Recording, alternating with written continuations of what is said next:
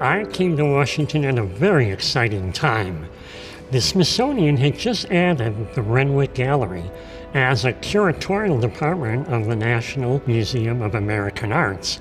It opened in 1972 to great acclaim and excitement because for the first time, crafts was being represented in the nation's capital. I come to the Renwick, and later I became curator in charge of the museum. And one of the highlights of my career was the White House collection of American crafts. It was 1992 when President George Bush delivered a presidential proclamation to celebrate American craft in the year of 1993. But President Clinton now comes into office, and the Clintons agreed to celebrate the Year of American Craft as well. First Lady Hillary Rodham Clinton came up with an idea to have an exhibition at the White House of American crafts. So the journey was not far for me to walk across the street one day to meet with Mrs. Clinton. Now, on my right shoulder sat an angel that kept whispering into my ear, "Do it, do it." The figure on the left shoulder kept telling me, "No, do not do this. It will be a disaster. You will ruin your reputation."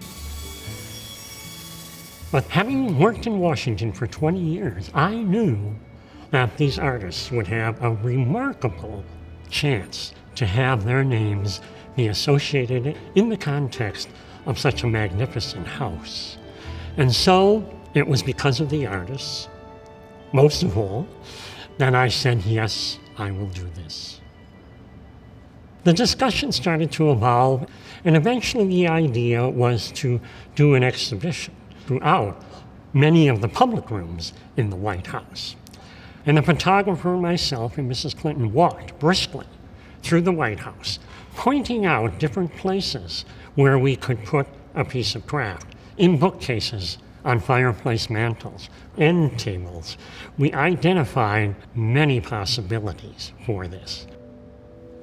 Perhaps one of the most difficult parts of the project was how to decide which artists should be included. We had places for about 75 pieces on display in the White House. And so the criteria was to have pieces that tried to show the range of depth of artists working in clay, glass, metal, fiber, and wood. That was one criteria. I also wanted to cover as many artists from as many different states and ethnic groups as possible, to be diverse and to be democratic about the choice. This project didn't necessarily satisfy everyone. There were people who were quite nervous about the idea of bringing creative, new crafts into the historical White House.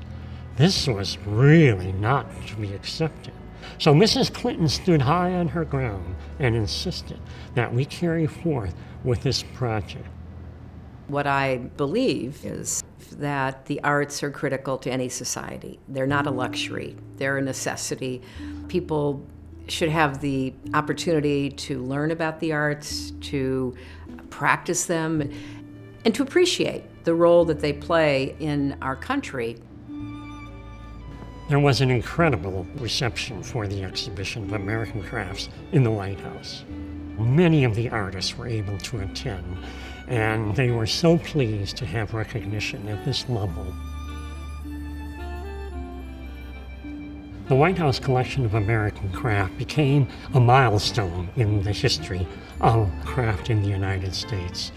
It upped the ante for the importance of the handmade in America.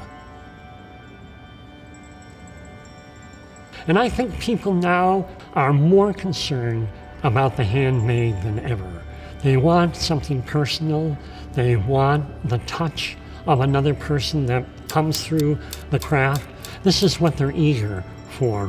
And so the democracy element comes in that the crafts can reach the people in a way that is so personal, warm, and meaningful to them. And I think that has been the success of the American craft movement. It is accessible to all.